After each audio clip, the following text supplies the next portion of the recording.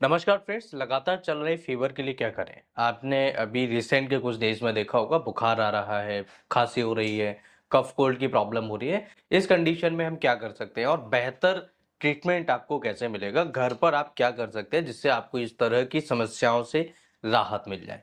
तो आज के इस वीडियो में हम समझेंगे एक्चुअल में फीवर होता क्या है और फीवर हमें क्यों आता है, और फीवर के साथ में जब हमें कोई और भी प्रॉब्लम्स होती है, जब रिपोर्ट्स कराते हैं तो आपके डब्ल्यूबीसीज बढ़ जाते हैं, कोई ब्लड सेल्स बढ़ जाते हैं, तो ऐसा होता क्यों है? सबसे पहले समझिए फीवर होता क्या है। फीवर समझने के लिए आपको डीपली ये समझना पड़ेगा कि जब भी हमारे शरीर के अंदर नोज के द्वारा, सांस के द्वारा कोई पैथोजन जाता है या खाने के साथ में कोई पैथोजन जाता है, पैथोजन यानी कि वायरस है, बैक्टीरियाज हैं, या फिर कोई भी इंफेक्शन जो हमारे श्वास के द्वारा जाता है या खाने के जरिए जाता है, उसे हम पैथोजन के नाम से जानते हैं। पैथोजन हमारे शरीर के अंदर, बॉडी के अंदर जब एंटर कर जाता है तो हमारी बॉडी इन्हें देखती है और समझती है कि भाई ये हमारे शरीर के लिए नुकसानदायक है, और हमारा शरीर धीरे धीरे धीरे धीरे ब्रेन हमारा टेम्परेचर को बढ़ाना स्टार्ट कर देता है। जब टेम्परेचर बढ़ता है तो आपको लगता है कि बुखार आ रहा है, जबकि बुखार हमारा मित्र है। यानी कि अगर किसी को फीवर आता है, किसी को बुखार आता है, तो इसे घबराना बिल्कुल भी नहीं है। अगर ये ज़्यादा है, अगर रिपीटेड हो रहा है, तो आपको ध्यान रखना है, कोई मेडिसिन या टैबलेट आपको लेना है। लेकिन कोशिश करिए कि अगर ये फीवर आपको विदाउट मेडिसिन के चला जाता है तो ये बेस्ट तरीका होगा।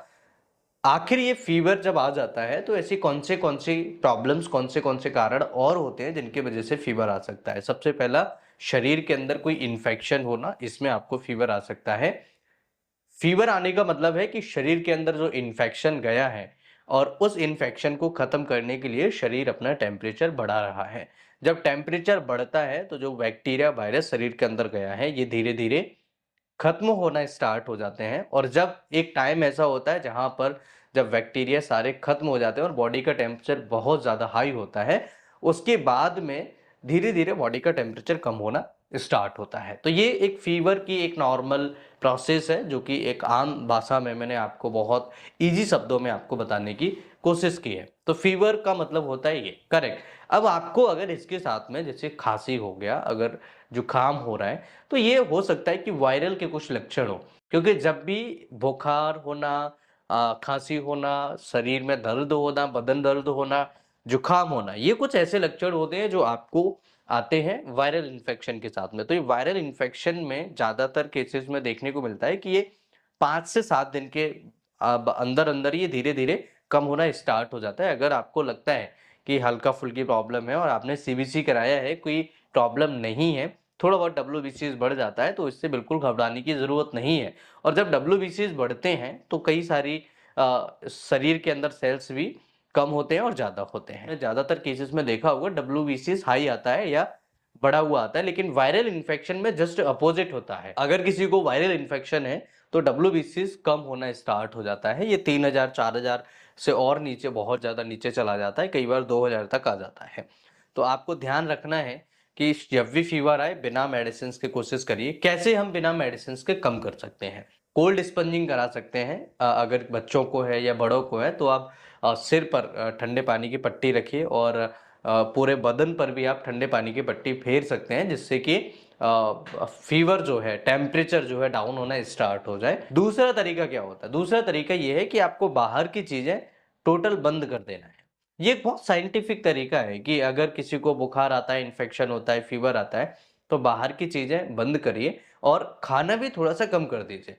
बंद कर सकते हैं तो ज़्यादा अच्छा है। उस टाइम पर आप फ्रूट्स ले सकते हैं या फिर आप ड्राई फ्रूट्स थोड़े बहुत ले सकते हैं, लेकिन हैवी मील्स आपको नहीं लेना है। तो कोशिश करिए जब फीवर आता है तो हैवी मील्स नहीं लेने, पानी बढ़ा दीजिए और अपना फ्रूट्स की जो क्वांटिटी है वो बढ़ा दीजिए। आप देखेंगे कि फीवर धीरे धीरे कम होना स्टार्ट हो जाएगा। जुकाम खांसी अगर होता है तो गुनगुना पानी आप पीना स्टार्ट कर दीजिए, जुकाम खांसी भी ठीक हो जाएगा। और ये 5 से 7 दिन के अंदर ठीक हो जाता है बेसिकली वायरल इन्फेक्शन। अगर 7 दिन के अंदर या फिर 7 दिन के आसपास अगर ठीक नहीं होता है, तो अपने रिपीट दोबारा से टेस्ट कराइए और देखिए कि कौन सी ऐसी प्रॉब्लम्स थी जिनकी वजह से आपको ये फीवर नहीं जा रहा है। फिर हो सकता है कि टाइफाइड हो, फिर हो सकता है कि मलेरिया हो, फिर हो सकता है कि कोई और अदर शरीर के अंदर कोई अदर इन्फेक्शन हो। तो ये आपको ध्यान रखना है। लेकिन अगर आपको रिलीफ नहीं मिल रहा है तो अपने नज़दीकी डॉक्टर के पास एक बार ज़रूर जाइए।